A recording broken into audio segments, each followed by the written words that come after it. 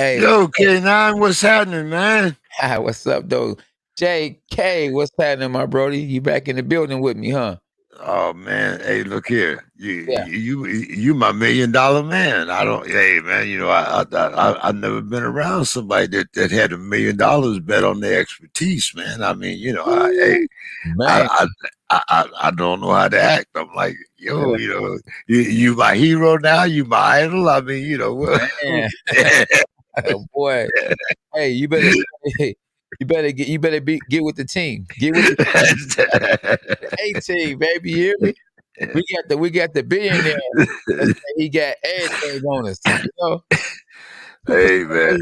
what he's worth. That's better than nothing. Hey, Dana White. Shout out to Dana White, y'all. He's going live saying that he's going to bet $1 million on Ben Askren. That's right. And I train Ben Askren, and we are Dog Pound, and we in the building. That's right, y'all. So thanks for tapping in. For those that's tapping in and gonna tap in, that's James King, and I'm K9 Bundrage. And hashtag Dogs Us. Yeah. So I guess the first thing that we should do is Yeah. pay tribute to Mr. Marvin to Harris. Yes. yes, my as everybody knows, he was my goat, Yeah. and I was looking forward to the next Hall of Fame because he was on my bucket list. I was looking forward to meeting Marvelous Marvin. So it's a very big loss to me. Mm-hmm. As a Yeah. matter of fact, I had the reason why I invited John Scully. As Scully has his various reunions in different places, and he goes. He's been to the Hall of Fame quite a few times, and I thought it would be nice to have someone who knew Marvin personally Yeah. to come on the show. Okay. So that's the reason why, if our audience wants to know, we're having 4 guests this evening. Yeah. I also invited Mike Weaver back from Fight TV, Okay. of course. Yeah.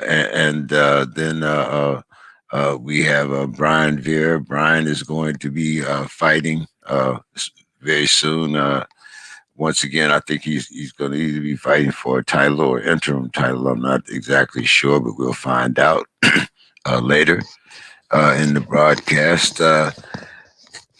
What were your thoughts on Marvelous Marvin? I know I mean, he fought middleweight all his life, uh, uh, all his professional career anyway. One manager. Um, And like I said, to me, he's right up there with the greatest of all time. Uh, everybody I know, I'd be probably disturbing some people when I put him ahead of Tommy Hearns and Sugar Ray Leonard, but that's my bucket list, not yours. So I'm allowed to have this. So, yeah. So, All thoughts count, huh? hey, yeah. Everybody opinion. Everybody opinion. Yeah, there you go. There you go. You Exactly. know, we I have don't opinion. We have opinions here on the Dog Pound too. So, man, exactly. All the time. Absolutely. Hey, the odd couple, boy. Hashtag no dogs us.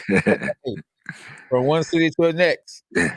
Yeah, I so talked to Tommy Hearns maybe about an hour ago, maybe an hour or 2 hours ago. I was just having him give my fighters some inspiring words on Lil DJ, because Lil DJ got a fight coming up, and I asked him, I said, man, I want to have you on the show, maybe, real soon, so we could talk about Marvin. He said, of course, for sure. So, maybe we can have him on the show next Tuesday or something. But he had probably the best one round in boxing history. You know what I'm saying? It was tick for tack, rock 'em, sock 'em. So, hey, I think that's when Hasbro come out with the Rock'em Sock'em robots right after that. I don't know. right. They should have got a cut from that. How No they doubt. right. I should Yeah. have been managing them. Hey, that's what it is. Yep, yep. But you know, man, it definitely is sad for Marvin to leave here. Now, unfortunately, you know, you got the shot, right? A lot of people got the shot. But when I read the text, or I read that what Tommy Hearns had wrote about Marvin Hagler when he was in the ICU, he was saying that it was complications of the corona shot. But see that you know, I Uh, know uh, Tommy Hearns is your idol, but I have a lot of problems with Tommy Hearns and that statement that he made, and the reason what is the and statement? well, hold on now, and the reason why All right. I have problems with that statement is Uh, because there's 101 statements from the wife, okay. Okay. and she has never mentioned that. Now, just logically, Yeah. in this day and age, Uh-huh. if you took the shot Okay. and you died from complications, I'm pretty sure that SB would have a lawyer around there talking about, hey, look, I Yeah. need some cash. Oh yeah, that's true. That's true. How you know they ain't gonna do that? Maybe just a how you know they, because you don't know what goes on behind closed doors, because nose closed. Yeah. because Marvin Hagler is too big. Yeah. Okay. And I also think that if it had been more than just Tommy Hearns come out.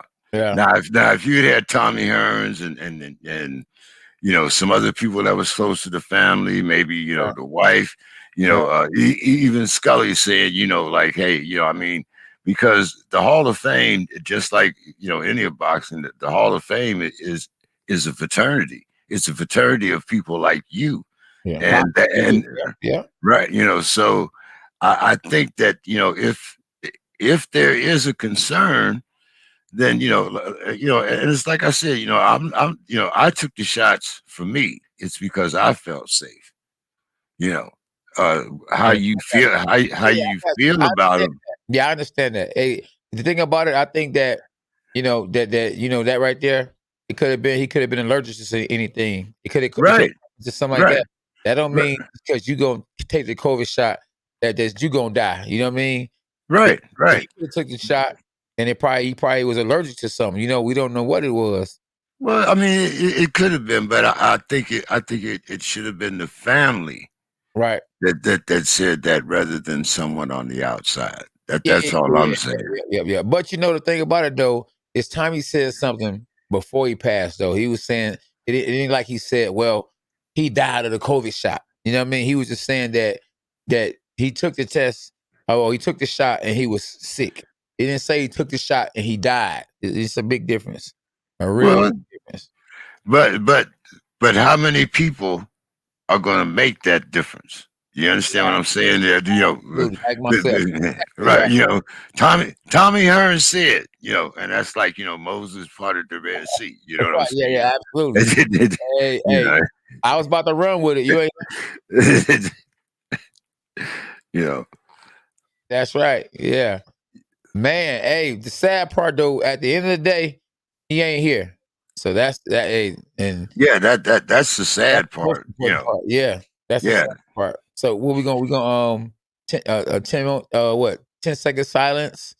What we gonna do? Take our hat yeah, off. I mean, we gotta do yeah. something for the man. You know, out of respect.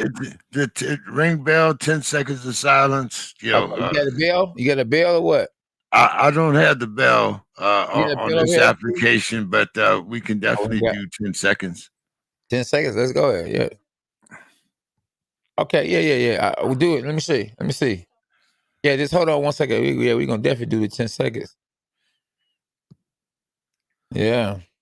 For the marvelous one. Anytime you got a name called Marvelous, you live up to it, man, we gonna definitely show you our respect to the dog on the dog pound. And I just thought about something too. I did a video about who had the best chin of all time. Whew, I had Holyfield, but now that I think about it, ooh, might have been Marvin Hagler. I ain't at, never le- saw him hurt. at least for 3 minutes, anyway, Oh right? my goodness. For real, man. That man. Have you ever? Yeah, yep. Okay. All right, but have you ever saw Marvin Hagler hurt by anybody? Um, hurt? Um, yeah, No. hurt. Yeah, No, I can't say hurt. No, I mean, here's a man that made a statement that if you split my head open, there's a yeah, boxing glove inside. yeah. It's, I Wow. mean, you can't be more dedicated to your craft than that. Yeah, exactly. Wow. Now you right. No, you absolutely right. Wow. So yeah, we about to get this 10 count together, man. I'm trying to get the 10, the bell. We working on it right now, man. Wow. Uh. So did your son get a little work in with Ben? Oh yeah, of course. Yeah, he got to work in with Ben. I got some work in with Ben. We both, you know what I'm saying? We was tag team and it took tag team because Ben's tough. Ben's tough, man, and it's the reason why Danny White said he was gonna bet $1 million on Ben Askren. He's a lot better than the videos that's surfacing on the internet. So, don't let your eyes fool you into thinking that's the game plan, that's how you fight. And it's gonna be a good fight, man. It's gonna be a good fight. I'll be back in camp ASAP. So, and we're gonna finish the job, finish the game plan and continue to work. Yeah. Okay. Uh-huh. Yep. Hey, so Carvin Alexander Cabasa, he said, what's the secret of Mayweather's defense? The secret to Mayweather's defense is not what people call it, the Philly shell. Because if you ask, matter of fact, his dad, and shout out to Floyd Mayweather Sr., because today is his birthday. So happy birthday. And I'm gonna give him a call again later. But yeah, this the secret to the defense that came from Detroit. It's just you tuck your chin and you roll your shoulder and you make sure if a punch comes, you roll your shoulder and you deflect it with the shoulder roll. The shoulder roll or the right hand right here to block the jab, and you can block the hook from here and come back, block the roll the right hand. Come back with the right hand or up jab. So that's the secret right there. Old school on the dog pound at K9 Boxing. Me and Jay King in the building. And rest in peace to Marvin Hagler. Do we got the 10 counts of Bell, SB? Okay. Man, she's searching for the bell, man. We trying to, get this bell going. But man, do you know anything about what you know the secret to the defense, JK? I mean, that's a secret right there. I just gave you a secret. Yeah, you gave the secret. I mean, Right. like you said, Yeah. whether people whatever name they call it, Right. it's basically the shoulder roll, Right. or you catch and go Right. over the top. Hey, But I can hold on. uh, Let me finish. I can finish the secret a little bit longer. And another thing is, people think that Mayweather just come out with his hands down and have his shoulder up and his hands down. If you notice, he don't come out there like that. So for all you fighters that want to be like Mayweather, especially if you're just not starting off boxing, you should start off with your hands up. See what I'm saying? Like the police said, freeze, have your hands up. You know what I'm saying? So have your hands up. Then as Mayweather get into the later rounds and he able to time the punches where his opponent is much tired because he's in better shape than his opponent, then he shoulder rolls because he can see his shots coming in slow motion because he's in better shape and they're gonna get tired before he do. That's the secret to the Mayweather defense. okay. So, in other words, it's also about conserving your energy. Exactly. It's about being in better shape than your opponent. So he gets tired faster than you do. So when he throws the punch, you can start timing his punch and you can do what you want to do. If he make a mistake, he's in trouble because you ain't tired and he is. Okay. Okay. Yeah. At K9 Boxing. And you can follow me on Instagram at K9 Boxing, Twitter, Facebook. Hey, we everywhere. And if you trying to catch JK, where can they find you at when you ain't on a dog pound on Tuesday? Well, you can catch me on the Weekend Rap on my Facebook page, Okay, as okay. well as our K9 Boxing, the Yeah, Dog Pound page on yeah. Mhm. Facebook also. So we have two pages on Facebook, and we have both have YouTube pages, so there's Yeah. no excuse. No. Anytime you want to catch up with what's on the Dog Pound, make sure you hit the subscribe button, Yeah. and even more important than the subscribe button is that donate button. I know Oh you, my goodness. Yeah. you know, It's but yeah, Medicare the- take a damn want to show no love. but then that's Your family uh, first. But but yeah. besides our passion, for the sport, we also need that little support to help keep us on the air. So, Exactly. Hey, listen, JK, I done took money that they haven't even gave me yet and upgraded big time. Look at look at this. Light, this right here, microphone. Listen, from what I've donated from or gotten from donations, and I'm not blazing anybody, man, I would have never been able to get this microphone. well, for years, I mean, it wasn't mainly because I didn't want to have people dictate who and what kind of show I've had, but for years, it's been a matter of uh, funding this by our own means, Yes, simply because, like I said, we didn't want to be somebody else's toy or somebody else's exactly. platform. Yeah, So, exactly. we first of all, we give thanks to the man upstairs that Man, we've been on this long, yes, and second of all, we thank you for the support that you've shown us through the years. But yes. you know, uh, hey, $1 or $2 ain't bad. We're not asking you to send us the mortgage, Yeah, but right. yeah, just a little donation to show that Yeah, you appreciate us. That's all. exactly. And bro, man, listen, I be on here giving cats the time. You hear me? Give them breakdowns of what's really going on in the sport of boxing. For real, yeah. And hey, listen, they able to get it in one night, and it took me 30 years to get some of the stuff I had to get it the hard way. Wow, oh my God. Hold on, slow down. Rap. Well, well, I see on the weekend you have your live sparring with Yeah, different gyms and things. So, absolutely. make sure they get on the follow line and Oh yeah, you know yeah, yeah, follow follow you follow the yeah. Hey, the son. channel. Yeah, that's right.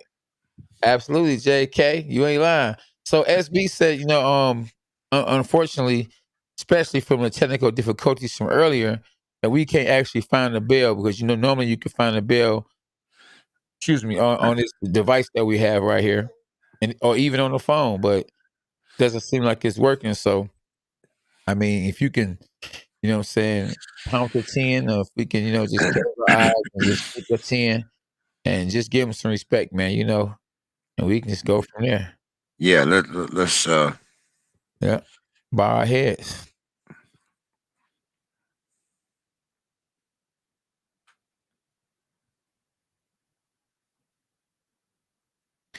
Yeah. Champ, rest in peace. In the name of Jesus. Yeah. Yes, indeed. What was your best uh, what's the best fight you ever saw? Your man's Marvin Hagler in? uh other than Tommy Hearns, Yeah. The John Mugabe fight. And why I and what thought and I, I, what was so good about that fight? 'Cause I don't even remember that fight. that well, because at the time John Mugabe was a knockout artist. He had knocked out everybody that they had put in front of him in the middleweight division. Okay. He Yeah. he if he hadn't beat John Mugabe, he never would have fought Tommy Hearns and Sugar Ray Leonard. Yeah. So that I so got that you. I got that, you. so that was kind of his gateway fight, to Oh, stardom. You know, yeah. I got you. I got you. Yeah, yeah, yeah. I got you. Yeah. Marvin Hagler, what about the fight between him and Sugar Ray Leonard? For some reason now, rest in peace to Marvin Hagler, but that fight just seemed like it was a fix. It seemed like Marvin Hagler was just punching in slow motion. I mean, it didn't seem like that was Marvin Hagler. well, I mean, to those that say Sugar Ray Leonard won the fight, Yeah. you probably feel that way, that wasn't the Marvin Hagler, but you have to remember who Sugar Ray Leonard was at the time. Yes. I mean, Sugar Ray Leonard did exactly what he was supposed to do. He Yeah. moved, he boxed, and you know, it was in a split decision. He outpointed Hagler. Okay. Okay. Hagler Hagler wanted to fight. Okay. And thank I guess you know if you're a Sugar Ray Leonard fan, then you would Yeah. say thank God, because it might have been a much different end to Sugar Ray's career if he had decided to stop and fight John McGobby. I mean, he learned from Tommy Hearns. Yeah. No, bro, this is Right. not the way I want to go with this man. Yeah. You You mean Marvin know, Hagler? You mean Marvin Hagler? yeah, well, that's what I'm saying. I mean, Yeah. Sugar Ray Leonard. Well, no, what I'm saying is Sugar Ray Leonard learned from Tommy Hearns that trying to fight fire with fire wasn't the Yeah. way to beat Marvin Hagler. Right. You Right. know, Yeah. otherwise it might have been the greatest 6 minutes of his career. Yeah. Yeah. Yeah. Oh man. You're right. You're right. But I don't know. I mean, go. I gotta watch that fight again because I was a little younger when I watched the fight. Now that I'm a veteran and I have the experience that I have now, I need to watch that fight. I probably watch the fight as soon as we get off the live and see did I miss something? Because it seemed like Marvin Hagler didn't try to beat Sugar Ray Leonard. It looked like Sugar Ray Leonard was punching in slow motion and Marvin Hagler was punching in slow motion. I'm like, this don't look right. But once again, I was younger. Well, and once again, I mean, you don't have the type of TV coverage that you have now, and Exactly. different things like that. But as I said, I mean, I would have settled for a draw. Yeah. Yeah. But for him to outpoint him, to I just Yeah. couldn't see it. But He the champ.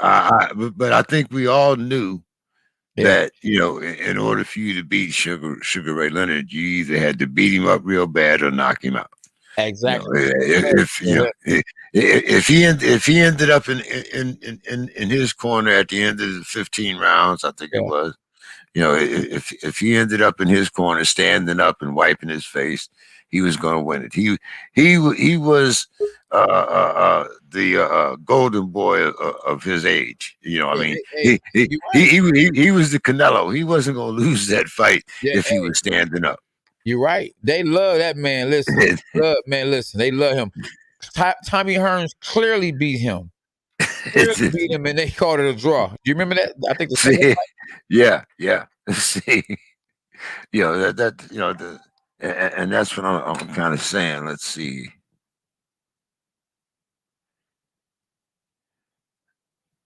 Uh, I'm going to Yeah. Brian Veer just Okay. Okay. Yeah. asked me asked me to resend him the link. Okay. Uh, Okay. All right. Okay. Cool. While you doing that, we got Mike Weber is in the queue now. all right, well, you can bring on Mike, and while you're talking to Mike, then I'll come back on from talking to Brian. Okay. Okay. All right. Cool. We had Mike Weber on the show before, didn't we? Right, Mike is part of Fight TV. Mike, what's going on? How you doing, my man? I'm doing great. And guys, how you doing tonight? Yeah. See that big Fight TV there in the back of you? K9. See it? What's happening? Wrong All right. shoulder, Mike, but that's all right. Oh, yeah, there you are. There you go. I get thrown off every time on that. It's late at night for me. I see the FIT. It seems like it's fit. So you in good shape? Not bad for a man my age.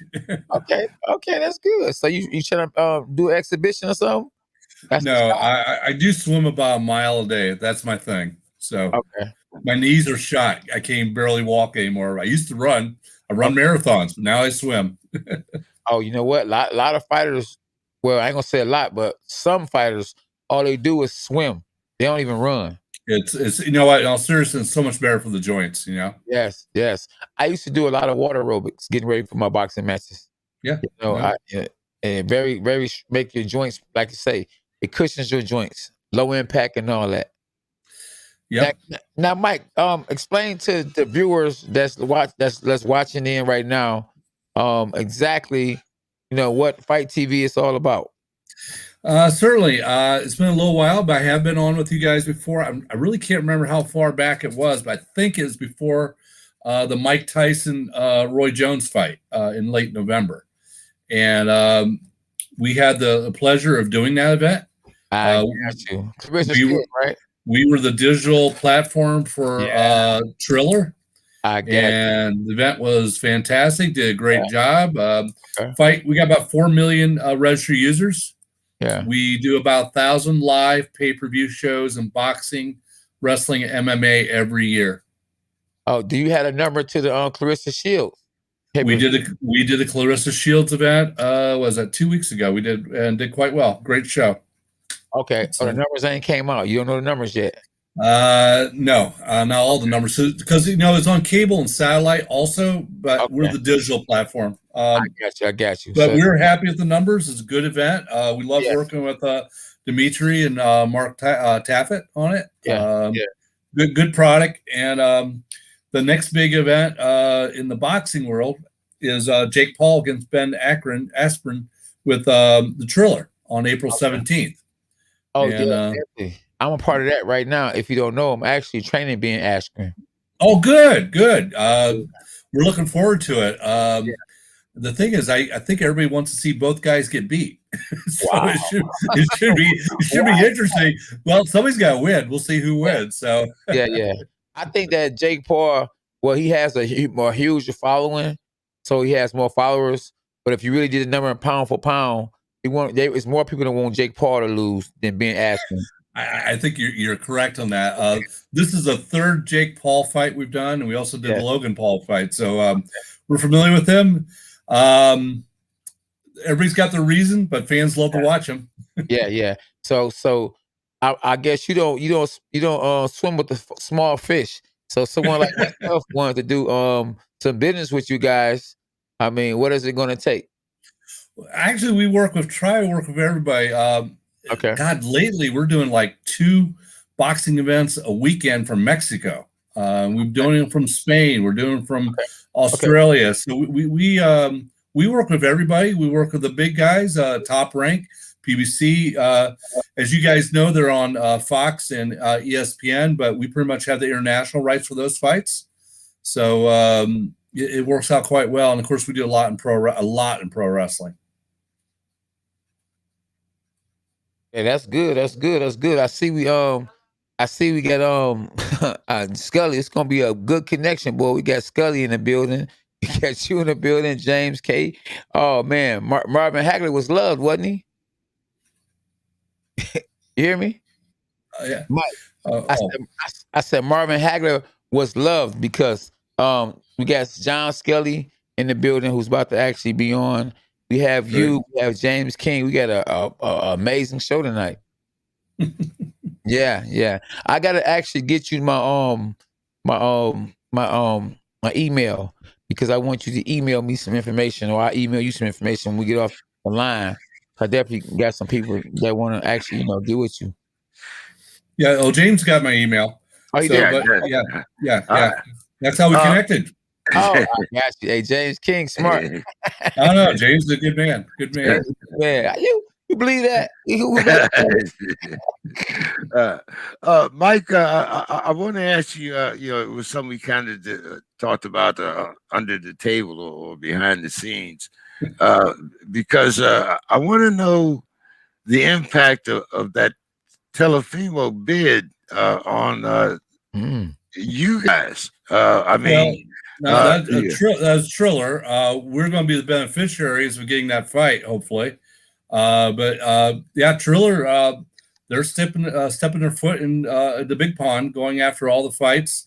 They've had plans of doing several more of these events. As you guys well know, they did very good the Tyson Jones fight, and Jake Paul's on that card as well. Yeah. They're loading up this card here in April from Atlanta, and they have about 3-4 more events scheduled for us this year. So, you got to get good fighters on there, and they're going to go after them. Yeah. Now, did that reset the table? I mean, even though you guys, ended up bidding twice as much as everybody else. I think Top Rank only bidded a little over $3 million for it, and the streaming guy bidded $6 million. But does this give you guys like more of a should I say heads up against some of the other companies? I'm not sure. I think it does. It does help. These guys, listen, they're going to announce tomorrow morning who is going to be the musical artist on the event. And of course, Snoop Dogg's going to be on there. Justin Bieber's going to be on there. The Black Keys are going to be on there. So it's a very diverse group of performers on there. And there's going to be at least 3-4 more of them. No, those people are doing it for free. Wow. So you on a Jake Paul being asking fight? Yes. Oh, that's good. Oh yeah, but that's good. Yeah. So I mean, that's Triller's strategy. Is they're not just, this is not a $6 million event. This is a multi-million-dollar event, much higher than $6 million, because so they're going to be bidding to get the right fighters on there, but they're also going to get the right musicians on there, the right announcers, and give you the whole show. And listen, Jake Paul, as we know, is not does not have a long career in boxing, to be fair. Whereas many of the other guys on the card do. Okay. So they are bringing other fighters in there, and they got to balance it out. They got to have fights that the general population wants to see, or their fandom wants to see, but then they also want to have ones that the boxing purists want to see also. And that's why they're going after fights like the Teofimo fight as well. I'm glad you talked about old school, because, John, is your head exploding when you hear about these musicians and all that? Yeah. I mean, you talk about it purist. I mean, we got John Scully on here, guys. Yeah. Scully, so come on, Scully, let it out. I mean, I mean, it's I guess, I'm not ready for the future. I'm not ready for this era of boxing. I understand why it would go this way, but the whole thing in its entirety, like, I tell you what, I saw the other day, I was a little irritated. There's a video of the guy, and I get it confused. So the one that's fighting is Jake Paul. That's the one that's fighting now. Yeah, that's right. Some guy challenged him the other day. The guy's not a fighter. He's like a fan or something. And they filmed it, and everybody was there. And he beat this guy could not fight. This guy looked like he was paraplegic or something. Like he could not fight. It was I'm telling you, he was not a fighter, but he probably never had a street fight in his life. And Jake Paul beat him up, but not just beat him up, but at one point Jake hit him and the kid was turned around out of it. He didn't even know what he was doing. He didn't know which way to look. And Jake hit him again and dropped him. I mean, that's not professional. Like a real professional would not do that. I can't get into this. If he would just fight and really try hard and and be a little bit humble, I'd really respect it. I really would. But this is, this show, he's trying to act like like he's a killer already, when he couldn't beat an amateur that's really good. He couldn't beat an amateur. He'd get annihilated, and so I have a tough time with this. Yeah. They can never ask me to train somebody like him, because I'll train him. But when the reporter, when Jim Lampley or somebody asks me what I think, I'm going to be as real as, I won't be insulting, but I'll be like, listen, slow down. We're not fighting, Tyson, relax, so I can't get into the fake hype, because you know what? I'll be honest with you, because people like K9 would know that I know better. As a fighter, he would know that I know better, and I can't sell myself out like that for the game. I can't do it. So I may be bypassing a lot of money, but don't call me to train those guys. I'm not gonna be able to do it. I can't do it. Well, I come from the world of pro wrestling, Yeah, I'm not saying Yeah. nothing's fake about this, but you do have to have good guys and bad guys. So there's got to be a fan favorite or one everyone wants to see you get beat up. You need both sides of the coin. Yeah. Right, yeah, but I'm saying, like, it's just as a purist, and like, could you imagine Alexis Arguello getting challenged by some guy, and then Alexis knocks the guy out on camera? Like, it just wouldn't happen. So Just kind of, the guy's a YouTuber, so he's gonna do everything he can to keep the young crowd laughing and talking and falling for it. They don't know boxing. The young people that's coming that's following him don't know boxing, so he go out there and keep beating people up that can't fight. They're gonna keep on falling for it. yeah. And one thing I like about it, if it's anything I like about it, is it's bringing fans to boxing. So when fans, if they start really liking boxing, they'll start really realizing that, Jake Paul is not really a fighter. Teofimo Lopez is. By watching But look, Teofimo Lopez. you know what we have to endure though for the first couple of years? Yeah. We're at the fight and we're sitting in the second row, and some guy behind us is talking for 2 hours about how Jake Paul could beat Tyson if he trains really hard. And then we gotta listen to that. And I promise you, I've been at fights. Yeah. And I've turned around to total strangers and I've said, "Are you insane? Are you crazy? Like, what are you talking about?" And guys want to fight me. I'll tell you what. I cannot tell you the name because I could be killed. Like, he's a very well connected. Let's say well connected. You know what I mean? Yeah. I didn't know who he was. Yeah. I'm at a fight in New York, and this guy right behind. I'm in the corner. He's behind me with a young girl in the front row, and he's berating the fighters in the ring so bad that I was this close to turning around and going, "Shut up. Who are you? Who are you?" And I told my fellow cornerman, I go, "Man, listen to this guy. I'm going to say something to him." He turns around. He saw who it was. He said, "Listen, if you don't want to be dead by tomorrow, don't say a word." So, he might have saved my life. But, so I got to be careful who I call out. But, man, it's hard sometimes. But Scully, just think about this, though, Scully. Back in the days, you know what I mean? Yeah. Back in the days, Granddad and Grandma watched boxing. They watched Joe Louis. They watched Rocky Marciano. They watched all the greats. But then Grandma and Granddad passed. Then a whole bunch of young people came along that wasn't watching boxing, was playing in PlayStation and Xbox and all that. And the youth got hot. Then came along Jake Paul and them. So Grandma and Grandma was gone. The grandkids wasn't watching boxing no more because they were gone. So people were smoking weed and drinking, the young people. And they were watching the internet. They were watching YouTube. And they saw Jake Paul. And Jake Paul said, "I'm a boxer." And they wanted to be like Jake Paul. And they said, "Oh, he a boxer." They follow boxing. So now I believe in that sense, it's good for boxing that these people are coming to boxing. Because then once they go and try to be like Jake Paul and get knocked out, they realize, man, for real, it's a lot harder than I thought. Right. Well, that's what's going to happen. Look, eventually he's going to get annihilated, and then people are going to be like, "Whoa!" It's like, you know what? It's like when the football players wanted to buy Lyle Alzado and those guys. None of them had more than like 5 fights, and real boxing people knew it was a joke, and it didn't last. But they weren't making.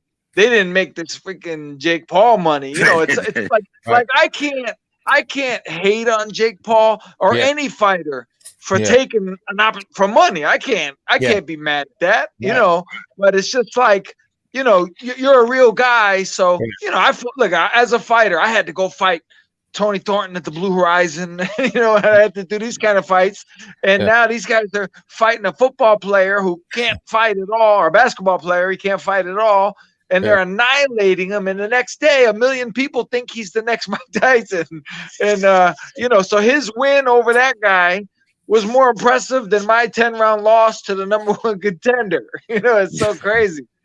Mike, how hard was that transition for you? Pro wrestling, at one time, it had its own enigma, but then, now you go from pro wrestling to professional boxing, but you still, like you say, you still have the characters, you still have the good guy and the bad guy, you still have the the villain. So, you know, I mean, just like pro wrestling, I can't. I mean, you know, a lot of people. I won't say simulated, but I mean it is choreographed to a certain extent. Are we going to see the same thing in boxing in order to sell numbers? No, I don't think so. I mean, what Triller's doing, they're not trying to make it wrestling like what they're bringing the musicians in, the Snoop Dogs and people like that.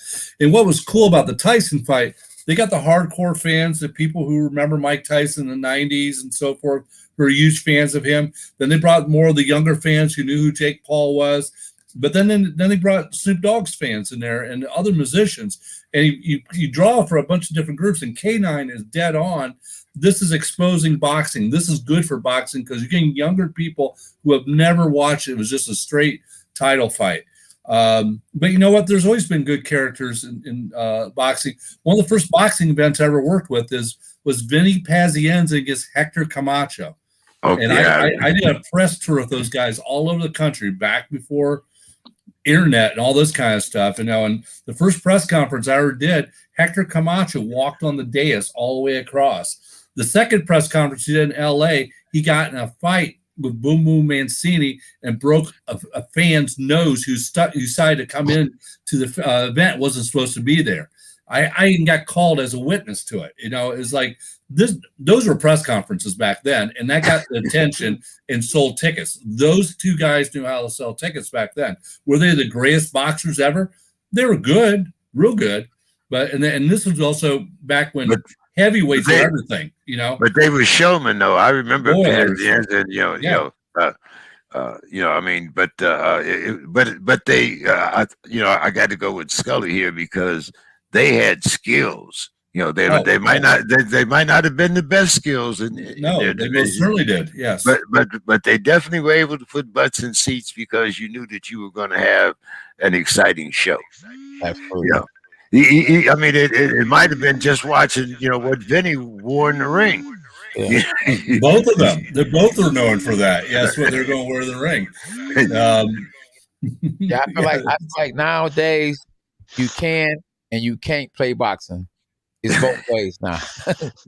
Well, you probably know who Ernesto Amador is, right? He's going to be doing the Spanish announcing for this event, and that's one of his biggest lines: "You can't play boxing." Yeah, matter of fact, this event's going to be the Jake Paul fight in April is going to be in 4 languages. It's going to be English, Spanish, French, and German.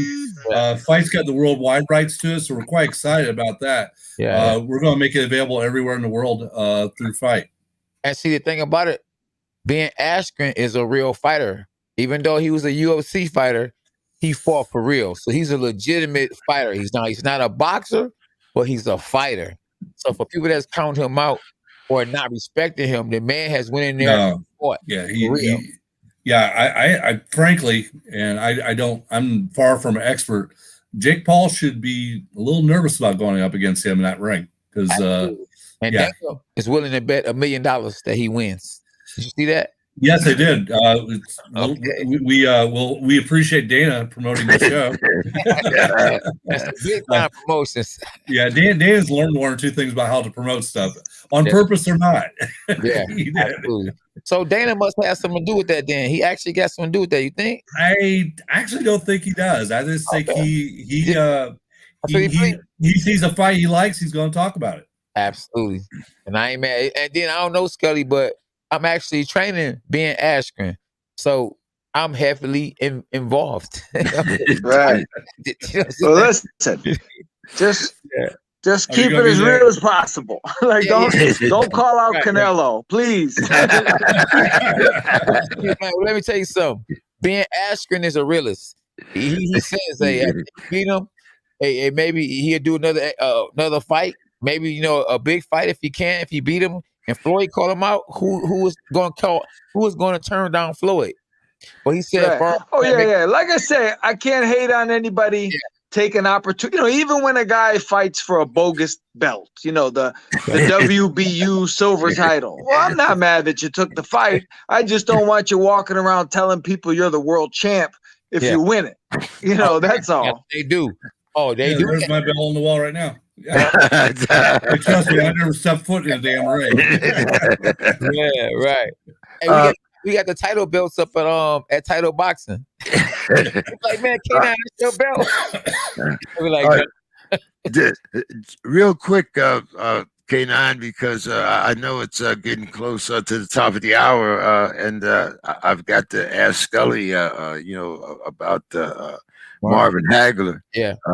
Scully, as you know, Marvin, as far as I'm concerned, was my GOAT, right behind Muhammad Ali. But you managed to do something that I didn't, because Marvin was actually on my bucket list. I was looking forward to the next Conestoga Hall of Fame boxing event, Hall of Fame event. So give us one of your good stories there, Scully. I know you got a million of them. Well, I'll tell you a funny thing. I used to train at the gym. I was in Hagler's gym. I sparred with his brother, Robbie Sims, and I actually knew his son, James, when James was a little kid. He used to be in the gym back then. And I remember one thing I used to do every training session, every time I went there, I used to go. They had a private dressing room that was just Marvin's. And I used to go in there. I would sneak in, when Goody was in the office, and I would go in and I would sit there, and I would just picture Hagler like being in there, getting dressed and getting ready to go out. It was like being in a cathedral almost, So I was really into that kind of thing. I could feel his presence in there. But I'll tell you funny, I waited to meet him for a long time. He was actually at one of my fights years ago. And for some reason, I didn't go over to him. There was a couple of people there, and I didn't bother him. But I met him again a few years ago in Las Vegas. And we were kind of alone. Like, I was standing there, and all of a sudden I look, and he's standing right there. So I go and I start talking to him, because I sparred with his brother Robbie, and I know his son James. So we're talking and everything, and all of a sudden I see him looking over like to the left a little bit. He's looking, and he goes, and I thought it was so funny. He's the whole search and destroy guy, the war guy, And he leans into me, goes, "Man, my wife's looking at me. I gotta go." she made him leave. She gave him the eye that told him he had to leave. And I'm saying, man, like, even Marvin Hagler has to leave, like, when his wife says so. So we're all bound. But another thing, a couple years ago, it was kind of cool. He at the Hall of Fame in Conestoga, they have the 5K run every Sunday, and so I was jogging it. It's 5K, and up ahead of me about 50 yards, Mickey Ward was up there, and he looked back and he saw me, so he waited for me. So I catch up to Mickey, and we're jogging for a while, just talking. And at one point, this bicycle pulls up next to us, and I don't even look, because it's only people jogging. So I assume it's a person from the town, and they're trying to get a look at the fighters, and they must have saw Mickey Ward. So the guy on the bike's just staying there, like, next to us. So I won't give him the satisfaction of looking.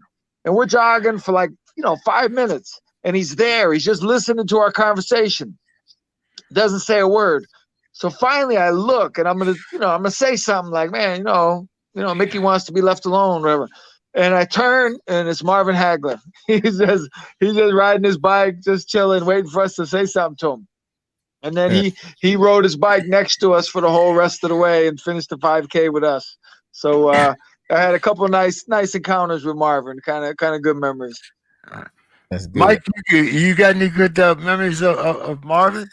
Obviously, I knew what kind of fighter he was and how dominant he was. I really did not have any brushes with him at all. A little bit before my time, before I even got involved in boxing at all.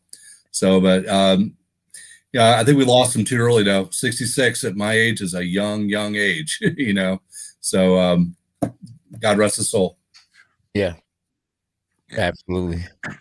Well, like I say, I still Tommy Hearns and Marvin Hagler probably the best. Couple of rounds in boxing history?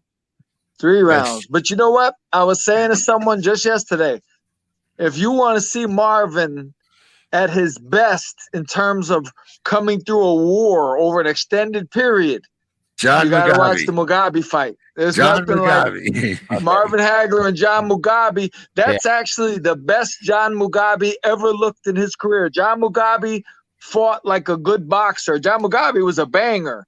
In that fight, he was hooking off the jab. He was doing the body shots. He was countering. He looked good, but Marvin was on another level. So if you want to watch a truly, truly great fight, Hagler and Mugabe, 100%. Wow. So you say that was better than Tommy Hearns and Hagler? Even though it was Hagler and Hearns for 11 rounds. These guys, he hit Marvin with an uppercut. It looked like Marvin's head should have come off and went into the audience. It was an uppercut. Marvin shook it off like a baby hit him. Mugabe at the time was 25-0 with 25 knockouts. Mugabe was a killing machine. Wow. He hit Marvin with the uppercut from hell. Marvin swallowed it like a piece of candy. Walked right through it. Wow. You gotta watch it. I think it was in the 6th round, if I'm not mistaken. Wow. I gotta watch that. I watch a couple of fights tonight, buddy. You won't be sorry. Trust me. Yeah. I saw it before, but I didn't really I was a lot younger. I understand boxing now. I think we need to put some of those fights on put them on fight. I actually had them offered to me yesterday. I need to do that. Yeah. We should be able to get them in in 4G now, 5G, HD, you should be able to transform them to. Maybe you could do something about that, huh? Well, we're actually working on bringing some more boxing libraries onto the platform right now. Okay, good. See?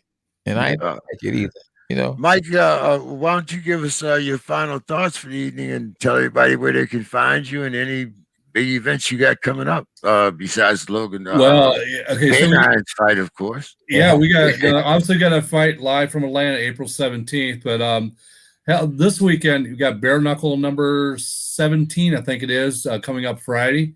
And Saturday we got something you guys got to see. It's called Slap Strike. This is where two guys stand face to face. They got a little table between them, like the kind of table you have for arm wrestling. Yeah. And they sit there and just slap their opponent across the face, live from Poland. So we got available in Polish and English. That's Saturday afternoon. So that's sort of cool. Then if you're into pro wrestling, you guys know Billy Corrigan of Smashing Pumpkins is, right? Yeah. Billy owns NWA Wrestling, and they're coming back. They took a COVID break for last year. Okay. And Sunday at 4:00 p.m., we got a live NWA show from Atlanta with Billy Corrigan and his gang. So we got some cool stuff coming up. There's some fights coming up from PBC and Top Rank over the next 2 months. And stay tuned. Come to Fight. It's Fight, FITE is the way we like to spell it. Yeah. It's fight.tv. Yeah. Hey, so no, you gotta tell me. Make sure you tell JK, you text me that because I want to order that fight. So the fight, can you order the slap fight where they slap each other? $14.99, and you can listen to it in Polish or English, whichever works for you. Oh yeah, you're Polish, K9. I don't even know Spanish. Yeah, but it's available in English too. But yeah, it's live from Poland. Actually, listen, our whole company, we've been working here 5 years now. Yeah. We've done over 4,000 events. That's the event that everybody in our office cannot wait to see. We've seen thousands of boxing and wrestling and MMA. We want to see slap fight, I can't wait to watch that. I'm going to be laughing. I don't know what. You're going to think I had a blunt or something. Yeah. I'm going to be laughing. The guys wear earplugs so they don't puncture their eardrums. Yeah. It's really, it's pretty crazy stuff. Now, let me ask you, though. Now, is that 2:00 Eastern time or what? Yes, I'm sorry. You guys, I think some of you are West Coast. Yeah. It's 2:00 New York time. So that'd be 11 in the morning on the West Coast.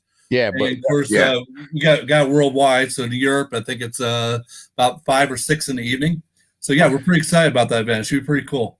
So, but you say Eastern time though is 2 p.m. 2 p.m. Eastern time. That's right.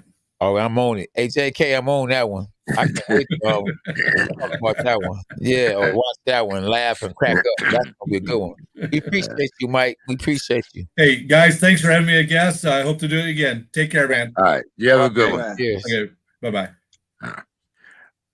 Scully, have you heard anything from the Hagler family? Is there any anything out there? As far as the rumor mill, or anything as far as a little more clarification on what happened to Marvin? Um, I actually texted his son my condolences, but I told him don't even bother responding. You know, I know he's probably got a million texts, so I haven't heard back from him. I did see a thing where his wife said it was not COVID related. It was not because Okay. there was a rumor that he had a bad reaction Right, to the vaccine, Yeah. and right. his wife said Okay. no. Okay. So I don't know. You know, Okay. who knows? Because they have to do an autopsy, I would imagine, to really Yeah. know. Yeah. Uh, so you know, I'm basically probably getting the same level of information and misinformation that you guys are. Okay. Okay. That's Uh, good. Scully, I also, would like to know your opinion on, we're seeing more states open up as K9, and as we just talked to Mike, we've seen Georgia open up. Florida, of course, is open up 100%. Texas is open up 100%. So you're looking to get fights back in Dallas and Houston, San Antonio. Um, haven't heard a lot about Las Vegas opening up for people. So what's your opinion there? I was kind of, when COVID first started, I said, I'm not going to take it serious until Las Vegas closes. And then all of a sudden, boop, Las Vegas went dark. So, Right. so now I think we all know from even a financial standpoint that when Las Vegas closes down, this has to be something that's really serious. So, what do Right. you think about these other states that are opening up? Even though they might be testing in that, do you think that do you have more confidence when the uh, Queen City of boxing opens up, meaning Las Vegas, or are you going to be satisfied with kind of jumping around some of these states that seem to be opening on a haphazard basis? Right. You know, I honestly think you can't leave it in the grand scheme of things. You can't leave decisions up to a commission made up of some guys who live in a particular state, you know, about people's lives. Like I went to the fight in Dallas the other day. We had a guy there. So you know, I had to go do the test and everything. But I mean, we're either going to be open or we're going to be closed. You know, you can't, like, if some people are doing it and some people aren't, then that means everybody's doing it. Like technically, if one person is going to expose themselves, then everybody's potentially exposed. So unless they do it one way or the other, in one extreme or another, I can't see how it's going to be contained, because it's not just boxing. I'm sure in other sports and other endeavors, you know, maybe, you know, conventions for doctors, you know, whatever goes on in this country. You know, if we're not going to go all out one way or the other, I don't see how it's going to really be eradicated. I don't know. It doesn't seem logical to me. But you know, I don't know if they base it on something scientific or they're getting their feedback from the government. I mean, I really don't know. You know, I don't like. I think a person's feeling would be right now. Would you go to a movie? If there was a movie in a movie theater, would you go? I don't think people would go. You know, for the most part, I don't think people would go. Um, you know, how to contain this virus in boxing? I mean, you're fighting each other. You know, everybody's close. You know, you're at the weigh-in together, and everybody's touching the scale. And you know, you've seen this. I was in a store today, and they had the keypad. We might have talked about this before, but they had the keypad covered in plastic. And initially, when I first saw that, I was like, oh, it's cool. And then the guy hit the buttons and then he left. And then the next guy went and hit the buttons. And I'm like, what's the difference if they hit the keypad or the plastic bag? It's the same thing. Like it makes having a bag over it doesn't do anything. Right. It's actually stupid. Like, and people are going, "Oh, good idea," and I go, "What good idea? Like you just got COVID from the bag instead of the keypad. So what's the difference?" And they said, "Oh, they changed it. They changed the bag." I go, "Well, A, they'd have to change it after every person touched it, and B, I've been here 15 minutes and they haven't changed it one time." So boxing, I don't know how, you're fighting a guy. Maybe he got COVID that day. He passed the COVID test yesterday, but he got COVID today from the guy from the fight doctor who just came in from outside. He didn't take a test, and now you gave it to me. So now I'm going to take it home. So I don't know, man. I don't know. Yeah. Wow. I know it ain't that bad in Michigan. In Michigan, I mean, I haven't been in Detroit in a minute, but as far as Michigan, Bloomfield, at the gym, a gym I train at called Title Boxing, Gold's Gym, man, it's, people walking around with no mask. People are Yeah, not but no more. but what do you consider? To me, and this probably goes to my military background. One casualty is too many. Yeah. So so if you got 1,000 people that come to your gym, that's all well and good. But if one of them gets COVID, is that a success? Right. I mean, I don't know. I just, like I say, we haven't had anyone that tested COVID at the gym. At the gym where we at right now, everybody's been safe. It's been clean, and everything seems cool. And I think the mayor of Detroit is gonna open things up. But you still wear you still wear masks though, right? I mean, it depends on where you go. You don't have to wear a mask in the gym. It's up to you. You free, you're free to do what you want to do. If you want to, you can. But if you don't want to, you don't have to. Well, once again, I mean, like I said, to me, it's a matter of personal choice. Exactly. And I mean, I have a son just like you have a son. My son is quite, my son is closer to your age than he is, but anyway, right. Point, I mean, he also kind of, he's also kind of skeptical of taking the shot. And, that's totally up to him. Yeah, but like I told him, I don't have airfare to come back and bury your ass, so that's on you. But anyway, that's a whole different discussion. Yeah. What I'm trying to say is, if I had someone that was close to me, I don't think that I would let them fight another fighter, that is tested positive for COVID. Oh, of course not. Now, if you test positive, what I don't understand is, if everybody that's at the fights, if everybody has tested negative, then why anyone has a mask on?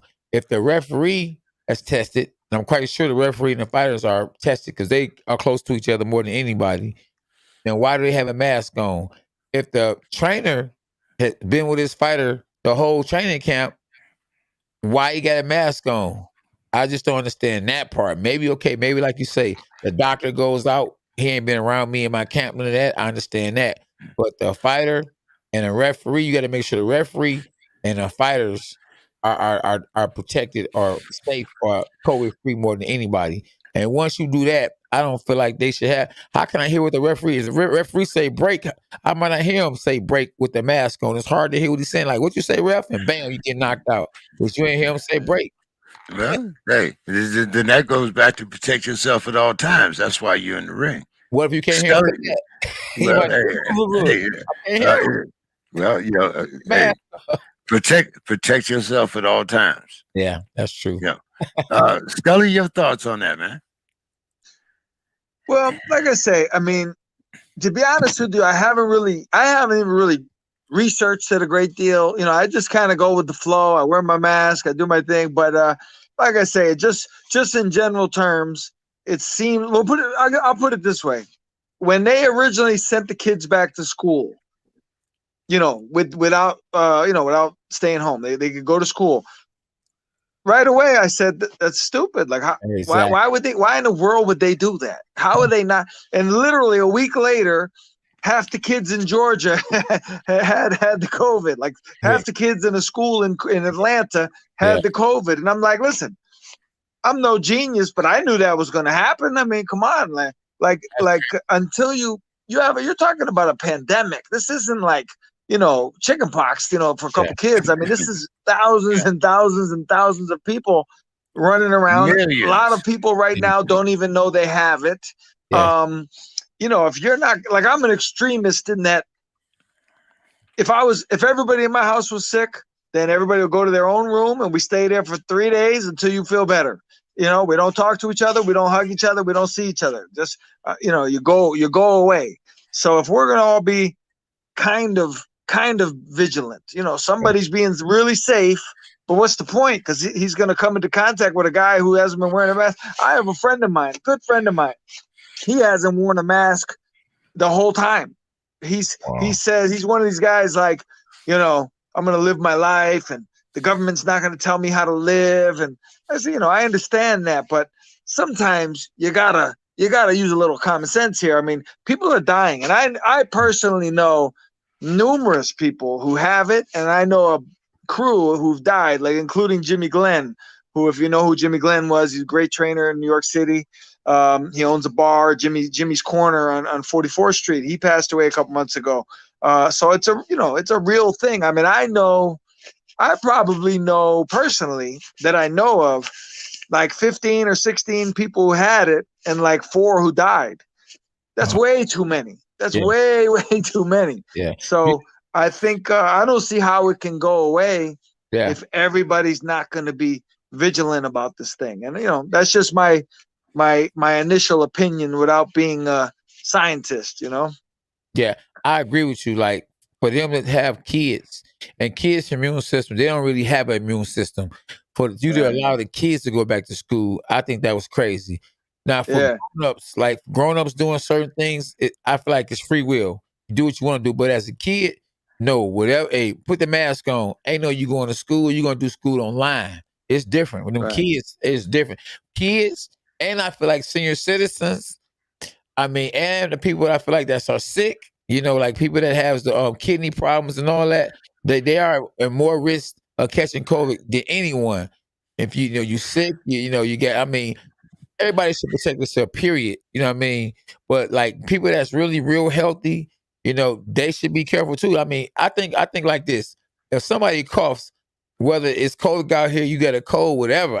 Hey, turn your head, man. Cover your mouth. Be like that, regardless, But then when this pandemic hit, and I was kind of like how your friend is, I wasn't really wearing masks like that. But I started realizing, hey, I'm human. You know what I mean? And just for people to look at me and like, hey man, this guy he don't never wear a mask. I said, let me wear a mask. And then certain places you can't go without wearing a mask anyway. It's like the law. Yeah, and you're a new father. Absolutely. Right. Exactly. I am. So what I do? I'm gonna tell you one thing I do though too. Just in case I'm around somebody and I was to end up getting it, I go get in the steam room because that steam room can kill it. That because the internal heat that you have in your body can kill it. So I get in when I'm around people. I don't know who got what. I mean, I don't know if they end up giving it to me. I'm going in the steam room and sweat it out. I'm gonna come out there a whole new person. So I always do that. You have to protect yourself. At all times. Scully. At all times. And like boxing. K9. I'm gonna make an apology. Okay. Because we talked about David Benavidez. And we talked about some of the different matchups. After watching David Benavidez this week, I kind of got I've kind of come down to earth, and I think he's human now. Okay. Not that Ellis was necessarily that great of a fighter, but I saw some things that even I, as a layman, that I would think that if you were a top boxer or a top fighter, like a Charlo or a Canelo, someone like that, because I had previously said that I think that Benavidez would beat Canelo. Okay. I've come to the conclusion that I think it would be a good fight, but I don't think, but I don't think that I could necessarily uh, be as confident as I was 2 weeks ago, saying David Benavidez would absolutely outpower Canelo. Uh, Wow. what do you think, Scully, after watching Benavidez last week, or did you get I a was chance I to was watch it? actually in Dallas. I didn't Okay. get to see the fight, so I missed it. Wow. I saw it. Hey, I saw it. Oh, my turn. Yeah, yeah, yeah. Hey, now he fought against a guy who was game, a guy that like I always say, don't bark if you can't bite. And his opponent did a lot of barking, but he did no biting. He had no, he had no power. So Right. David Benavidez just walked him down, and his team, Mr. Ronald Ellis' team should be thrown in jail because the man had no chance to knock David Benavidez out. He took punishment for round after round after round, and he took unnecessary punishment. The referee shouldn't have had to be the one to stop the fight. It should have been his team. That's why you need someone like Scully, a K9, someone with experience to know when their fighter has took too much punishment. Yeah. But the corner was also family. Well, I mean, Scully, you know what I'm saying there, right? Yeah, I mean, and that's a tough spot to be in. It seems like with a family, yeah, they would either stop it too quick or too late. exactly. You know what I mean? Because they're going to have that either that little bit. It's hard for a trainer to be completely neutral as a father. So Yeah. he's either going to be really careful and he's going to jump the gun, or his son is a killer and he's gonna rebound from this beating, and I'm gonna let him take it. So Yeah. sometimes you need somebody else who's a little more objective. But if you got someone that has that's your father or a cousin or uncle that has experience, 9 times out of 10, he's going to make the right decision because he gonna give you a chance. But at the same time, he gonna look and say, "Hey, if I was in there, I know. Ooh, them shots is. Oh, let me get one more round. Oh no, they got a flag. Yeah. That's the big difference. If it's a family, they don't know what they're doing. It's gonna be all about their heart. Man, come on, man. You the bloodline. You know what I'm saying? Well, I mean, and not only did his father box, but his father was a boxer. I think he has 2 sisters that are fighters. I mean, so you know what? I know them. They're from Massachusetts. I actually sparred with Ronald a couple years ago. Me and Ronald did like either 10 or 12 rounds a few years back. And good boxers, good amateurs are from around here. I'll tell you what, I don't know if you know his brother, Rashidi. Rashidi Ellis. Right. If you don't know who he is, that kid can fight. That kid can fight. Like, I'm talking, take a look at him. Ronald's brother Rashidi can fight. Like, he's a potential superstar, skill wise. He's a little guy though, right? He's like 140. Yeah. Okay. I got you. No, he's really good. I saw him he fought one of my guys as an amateur, and I was actually like blown away. I'm like, man, this kid's like Terry Norris. Like, this kid's. And then he actually fought on Showtime a couple years ago. He fought the kid from New York, a really dark Dominican kid, Eddie Gomez. And I remember I think he knocked him out in the first round. Like, Rashidi's a good fighter. Okay, I might have saw that. But his brothers are like night and day. Yeah. Yeah. His brother can't. He's just. I think he's a little too big for for that weight class. I mean, well, he's not big enough for the weight class, so he doesn't punch hard enough. He doesn't have enough power for that weight class. He doesn't have enough power. No, he don't. Right. And Benavidez, Benavidez is a big dude. And Charlo will finally be in the ring for the first time with someone that's bigger than him. I don't think that Canelo would ever fight David Benavidez unless David Benavidez looked vulnerable. Now, that fight he had with Ronald Ellis, you may say he looked vulnerable because he got hit with shots that if Charlo hit him with or Canelo hit him with, that they could finish him. But you got to remember, he knew he was in there with somebody that can't punch. He knew that Right. wasn't Carlo. He knew that wasn't Canelo. So that's why he walked him down, didn't care, and just But took but but all but big but, fights. but that also, I mean, does that lead to bad habits? No, I mean, not in my opinion. Trust me, But he's a champion. He ain't no contender. He ain't no, hold now. He's not a champion because he's a former champion. champion, former, Champion. and how did he lose his belt? He Huh? lost it, and how did he lose his belt? He On a lost scale, it. he didn't He get knocked lost it out on the beat. scale. He Yeah, lost it on which not by the speaks to opponent. which speaks to his dedication to the game. He's a big How boy. how are you a champion and you Yes. lose your championship Yeah.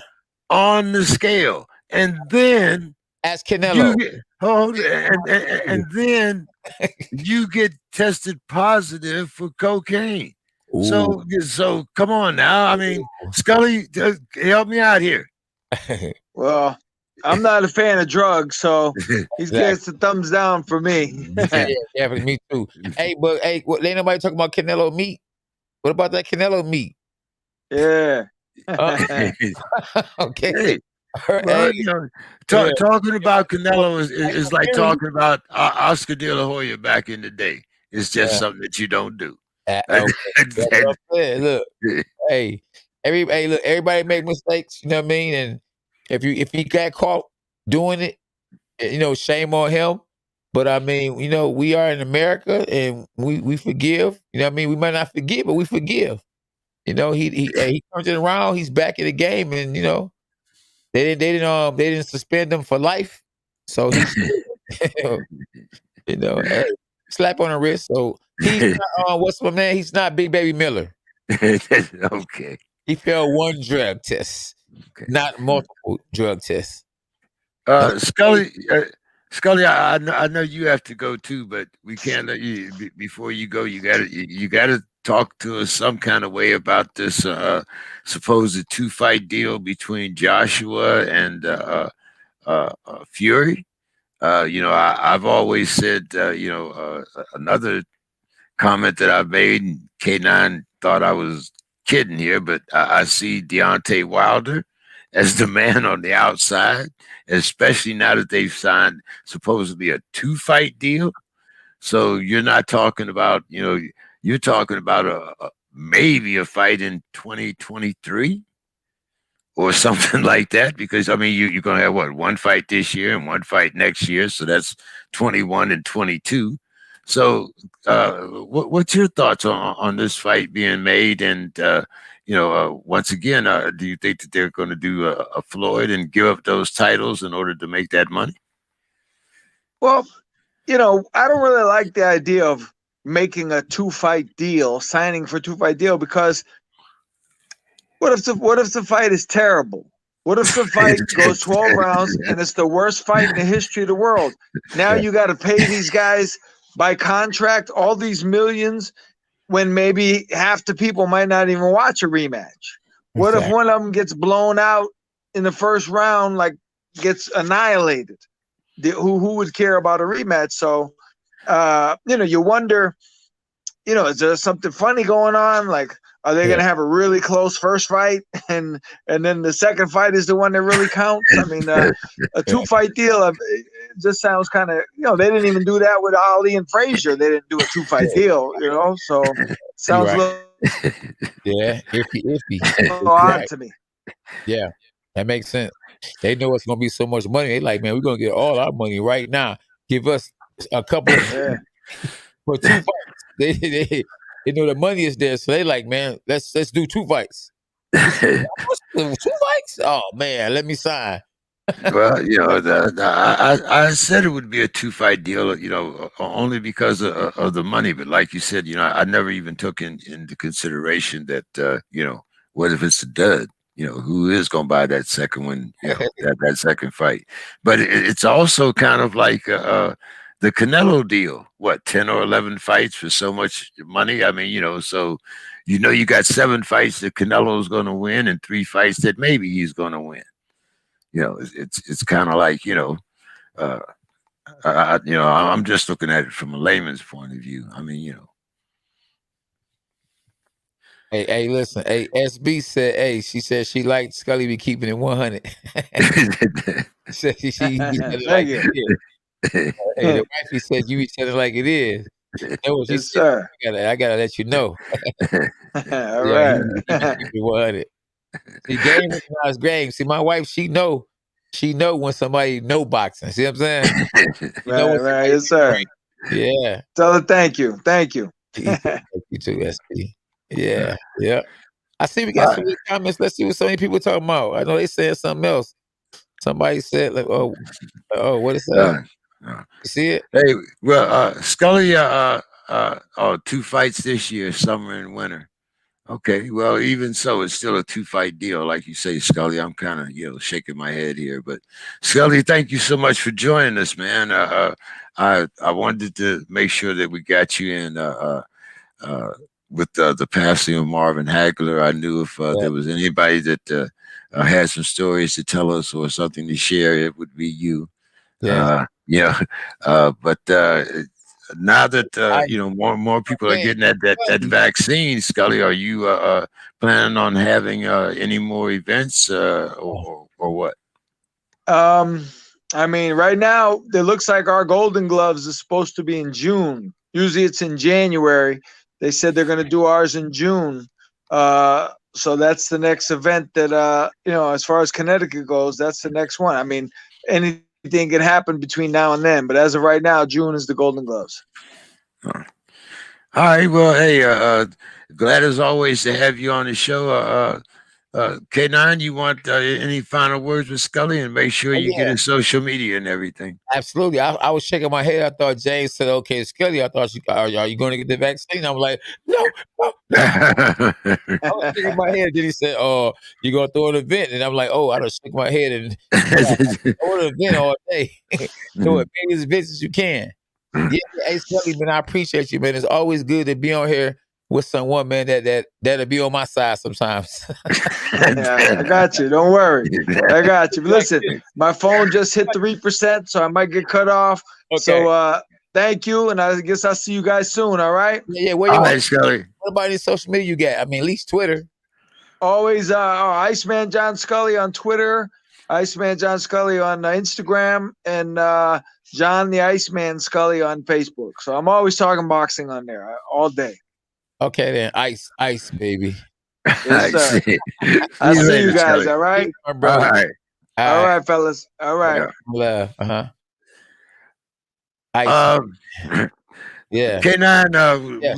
we have Brian Vera coming on in a Okay. few minutes. So before Brian comes on, Yeah. why don't you kind of give us like a kind of short version of K9's corner, and we'll finish it after Brian leaves.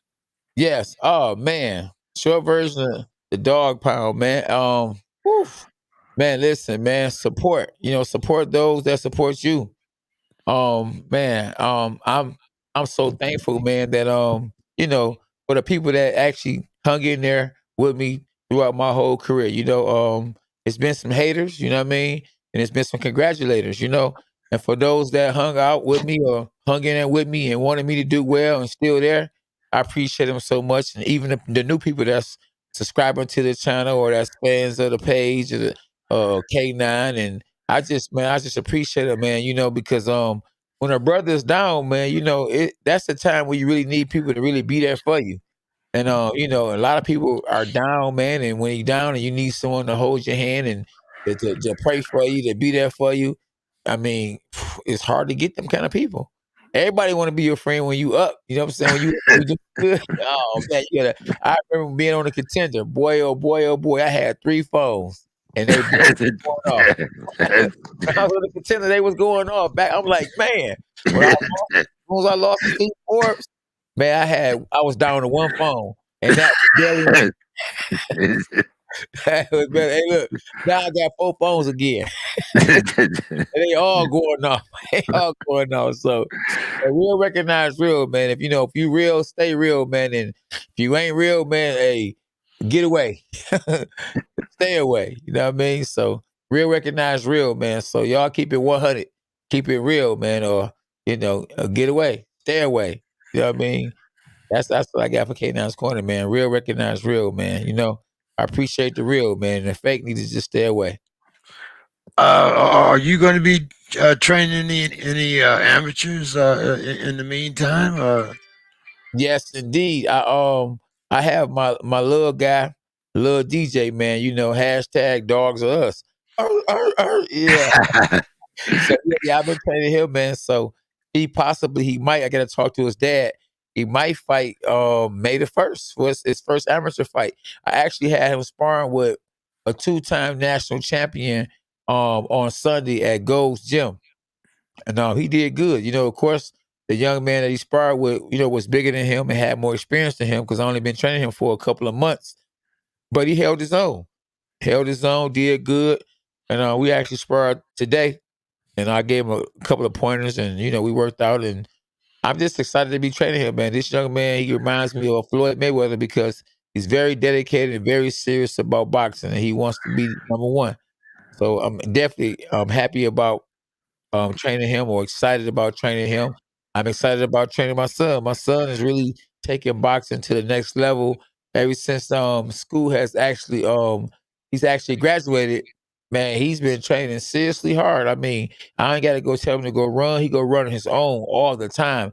And he'll go run 7 miles. Now I have to tell him to calm down, slow down, don't run a day. Kind of like what Emmanuel told me, man, get out the gym, man. Go home. So a good thing to tell somebody to sit down. You know what I mean? And they actually, you know what I mean? That means that they working real hard, and I appreciate it though. So yeah, man. I just thank God, man. You know, just for real recognize real, and Team K9 in the building, man. And I'll be training my being action, you know, real soon. Again, we'll be out there getting that work in again, and prepare for Jake Paul to you know, shock the world if that's what you call it. Even though I feel like he probably should be the favorite because he's a real fighter. He is not no YouTuber. This is what he do. So what he hasn't fought in a boxing ring, he has actually fought in a ring, period. And he's actually fought for real, some real fighters. Not just no hand-picked people either. He has actually competed with the best fighters in the world. Not no hand-picked person. Like Jake Paul picked Ben Askren because Ben Askren just got a hip replacement and Ben Askren just retired and coming out of retirement. He ain't picked Ben Askren because Ben Askren was the number one contender. He picked him because he had a name and he felt like he could beat him. But guess what? Hashtag dogs are us and we are coming. Hashtag Team Askren, hashtag Team K9 Boxing, at Lil K9 Slick. Okay, well, hey, I'm kind of looking forward to that fight to see what happens. And Yeah, I'm not a YouTuber at all, but yeah, I definitely want to see what's yeah, going on with this. And I would love for any of the YouTubers to get beat. I'm not necessarily hating, but yeah, I guess I am. When you can make twice what I think, so a lot of these decent young prospects out here, well, maybe even 5 or 6 times what they're making, uh, yeah, and that would mean that someone making $60,000 a fight, which I don't think they are, but I'm just saying, it's all about the marketing. It's all about making yourself wanting to be seen. Because I mean, when you think of it, he does have a large following. However, he got it. So if he's able to put butts in seats, then he's good for the show of boxing. yeah. And I was just talking about how people can be real and then how people can be fake and the real recognize real. So I see my man, whoever he is, named Eric R. First he says K9 looks like a chihuahua. And then he thinks about what I had just said and he said, hold on, K9, you traded Ben Askren? Oh man, oh my God. Oh, gosh. Oh gosh. See, man, but I'm real, so I'm a reply to whatever he said and keep it to moving. But them kind of cats, man, I don't mess with at all. I mean, because hey, it don't take long for a person to show their hand for real, for real. But Definitely, man. God is good. One thing I learned in life, man, that when what God says is true. He said, I will never leave you nor forsake you. And he is true to his word because, man, I wanted to get back in the game so bad. On the other side, though, because I don't believe I'm gonna be a world champion again. I don't want to go through another 30 years of trying to become world champ because they gonna blackball the mess out of me. God put something in my lap, boy. Somebody, reached out to me and I reached out to somebody, and next thing you know, I'm training being Ashken. And since then, boy, hey, listen, I done shot to the sky. You know what I mean? More followers. Hey, unfortunately, more haters. You know what I'm saying? When it comes to the territory. And if they hating, you're doing something right. Absolutely. So if they ain't hating, you ain't doing nothing. So I'm the one they're talking about. I'm the one they're thinking about. And hashtag dogs are us. Where your man's Brian Vera at? Because I definitely want to get him on the line. I remember I used to get him at work. Me and Brian used to get at it. Well, boy, oh boy. Yeah, absolutely.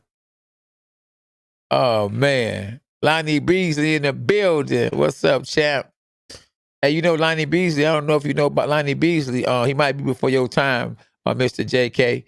Well, Lonnie Beasley held the belt too. I think it was the IBO or WBO. Yeah, I pissed one cat on this boy off. And I love it.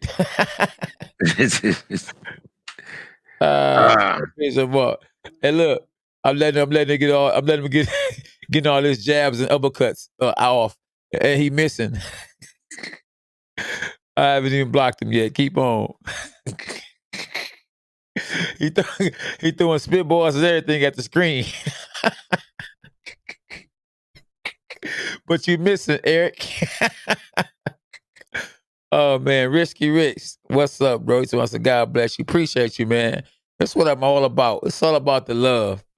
It's all about the love. And Rodney King's voice, man. We gotta get along. We have to get along. Hey, James King, whatever happened to Rodney King? And is he a kin of you?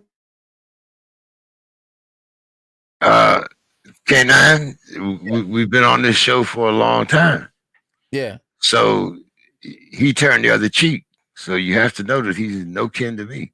Okay. Oh, he did. Okay. Yo, see,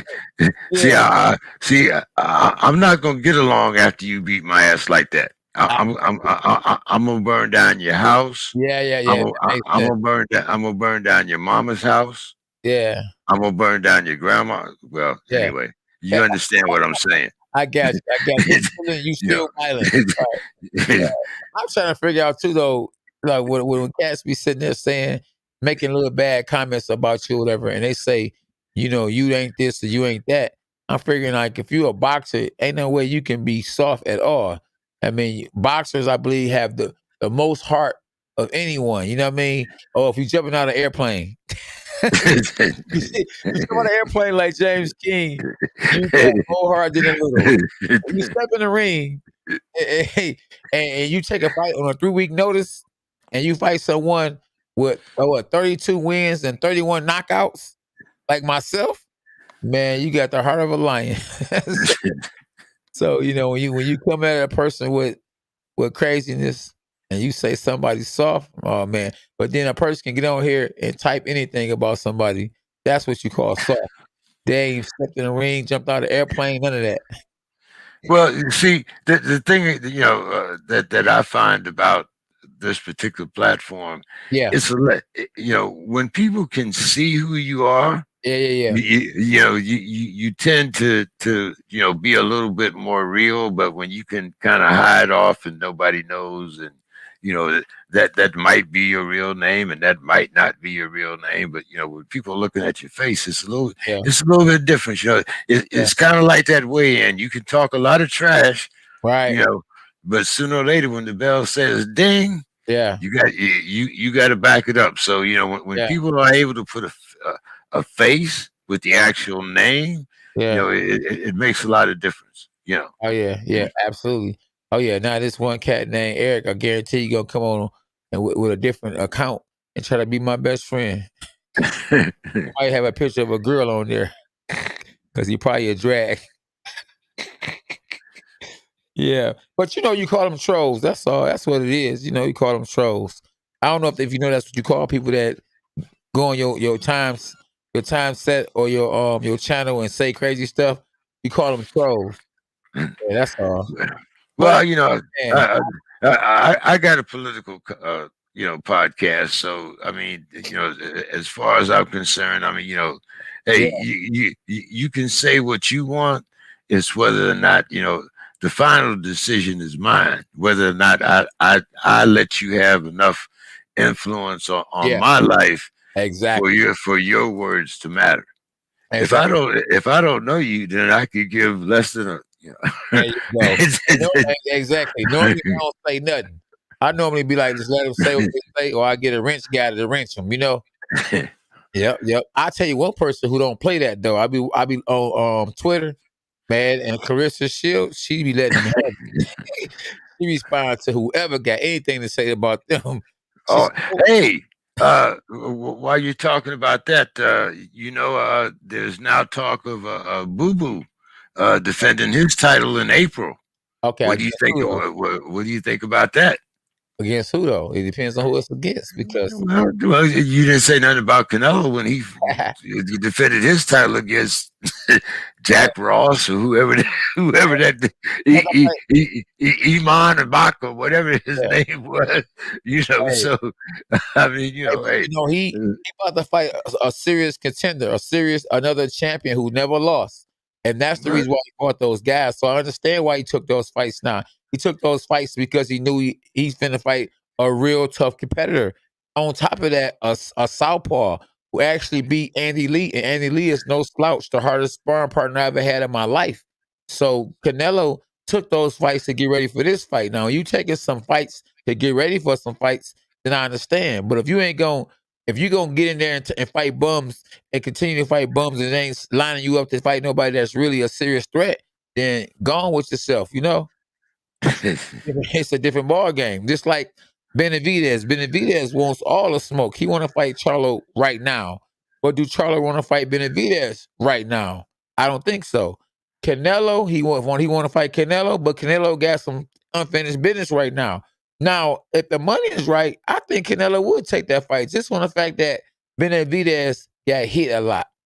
And then Right, Canelo is right. a cash cow. You know what Canelo gonna do? Canelo gonna say, "Okay, I'll fight you, but I'm fighting you at 164. I'm fighting you at 163." He gonna make him starve himself to do that, and then he'll take the fight. And it makes sense. And if I was Benavidez, I would take the fight. But Sure. it's a better Because chance that Canelo win now, because now the man can hydrate to 200 pounds the next day. Or Canelo might say, "Okay, I'll fight you at 168, but it's a 7 pound weight advantage that you can go get over the next day. You can't get no past. You can't go past 175." Canelo ain't. so so tell me this then, Yeah, K9. yeah. When are you saying? I mean, are you a true champion when every fight that you take is at a catch weight instead of at the championship weight? You a true champion when you win the belt. After you win the belt, you a champion forever. You ain't got another ever defend the belt. You can get rid of the belt. You a champion. So What about what about your ring cred? I mean, just like your street cred. I mean, yeah, if you hey, walking around beating up him. third graders all the time, I mean, Yeah, you man. called a bully, you ain't called a champ. Hey, listen, whatever it takes, whatever floats your boat. Canelo has a country behind him. They paying him $35 million a fight. Rewind that. $35 million a fight to fight whoever he wants to. Come on, man. I'm gonna fight whoever I want to for 35 million. And if Hey, you can have something to say about it, K9 can hey, have something to say about it, Charlo can have something to say about it, Benavidez can have something to say about it. Hey, it is what it is. Now, if you want that smoke, you go do as I say. I'll fight you, Benavidez, but guess what? On my terms, because I'm the A side. Charlo, you want to fight me? Guess what? I'll fight you, but it's gonna be on my side because you the A side. And you either you take it or you leave it. So if you that great, you that good, and you begging for the fight, because trust me, those guys are begging to fight Canelo. You begging for the fight? Okay, since you begging for the fight, This is what you got to do to get the fight. Now, if you don't want the fight, then we'll move on and we'll fight somebody else for $35 million. Hey, Getting paid too. And I, it's bad, but it's two better. It's two more than 12 or 15 or 20. No, it's gonna take you 10 fights to get that. So by the end of your career, you'll never get that fight. But if you fight me and you beat me, your next fight gonna be worth 30 million, 40, 50 million. well, if I fight you and beat you, if I fight you and beat you, if I fight you and beat you, I might not ever have to fight anymore. Absolutely. If I live in Ecuador or Panama, and if I take $50 million home to Ecuador or Panama, then I might not have to fight nobody for the rest of my life. But anyway, I mean, when I look at the way things used to be, and Marvin Hagler said it best. What happened when we had one world championship per division. Instead of we got an interim champ, a diamond champ, a 10 champ.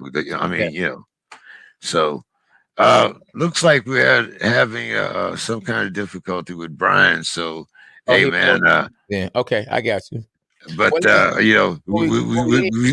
we talk with Scully and we talk with Mike. And I love talking to Mike. I'll make sure to give you to send you his email as well as the rest of his information. Okay. Appreciate it. And I sent my address to SB. I'm gonna send it to you. I'm gonna send it this weekend. I got you this weekend. All right. Well, eventually, we'll do an all K9.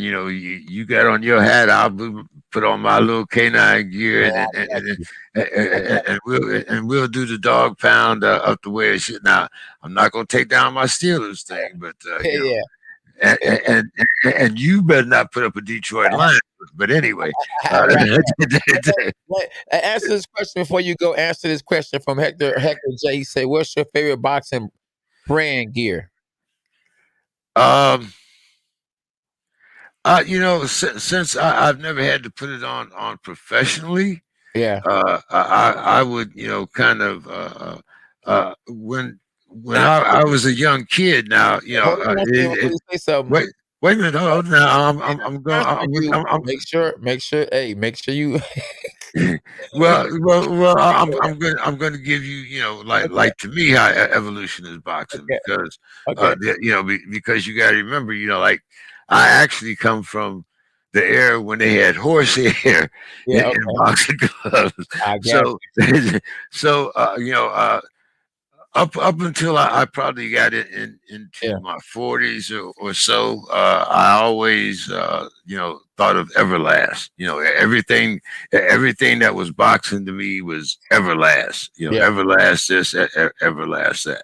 But as I started watching boxing, I actually prefer fighters that box or fight in grants. Yeah, absolutely. Hey, SB, give me those right there, please. Give me those. I'm gonna actually show you my favorite boxing brand gear. Right here. Can you see him? Oh, what is that? Warrior? Okay. You see him? Yeah, K9 Warrior. Those are like some good shoes, man. Exactly. There you go. They're my favorite boxing brand gear right there. Hey, party hot. Come on, party hot. There you go. Hashtag dogs us. Yeah. Yeah, you have it right there. Hey, one love. Appreciate you for that good question. Easy answer. Easy answer. Well, you showed them the gear. You ain't gonna tell them where they can find it, how to get it. I mean, Yeah. Oh no, you know what? The thing about it is, like, we finishing the website now. It's gonna be listen, JK, the website gonna be ridiculous, crazy out cold. It's gonna be ridiculous, crazy out cold. Watch when we put it up. It'll be up, I believe, in a couple of weeks. It'll be up.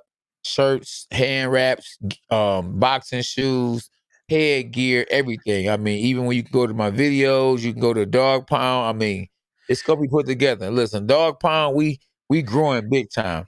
They gonna see. Just keep tapping in, support the channel. We gonna keep growing for sure. All right, man. Well, let's get up out of here. They can find me on Facebook. As I said before, we have 2 pages up there. The Dog Pound, of course, with Yeah, Canine Bundrage, and the Weekend Wrap. We will have the video of this show. It'll be up on Facebook probably within 5 or 10 minutes of the time that we get off the air. yeah, You have your own YouTube channel. I know you do a lot of sparring videos and stuff like that on Sunday. But as yeah, far as where they can find me, yeah. if you want to look on Facebook, just go under J.E. King 3. Okay. Yeah, yeah, absolutely. And hey, JK, man, they can find me at K9 Boxing on Instagram where I'm training Ben Askren. They can go to the YouTube channel. We just put another video up of me training Ben Askren. You make sure you go check it out too, JK. And yeah, I'm on K9 Boxing on Twitter. And yes, I'm verified on Twitter and Instagram tripping. But it's all good. And yeah, so Facebook, Instagram, Twitter, at K9 Boxing, and my fitness channel, where I'll be showing a lot of my little secrets on how I got to where I am and little secret moves on my fitness channel. My K9 Boxing fitness channel is on Instagram. So I just want to let y'all know, man, we appreciate y'all and keep supporting K9 and James King and the Dog Pound every Tuesday at 9 p.m. Hashtag Dogs Us, JK, and have a good evening. Yeah. See you next week, my man. Have a good Yeah, one. for sure. Cheers.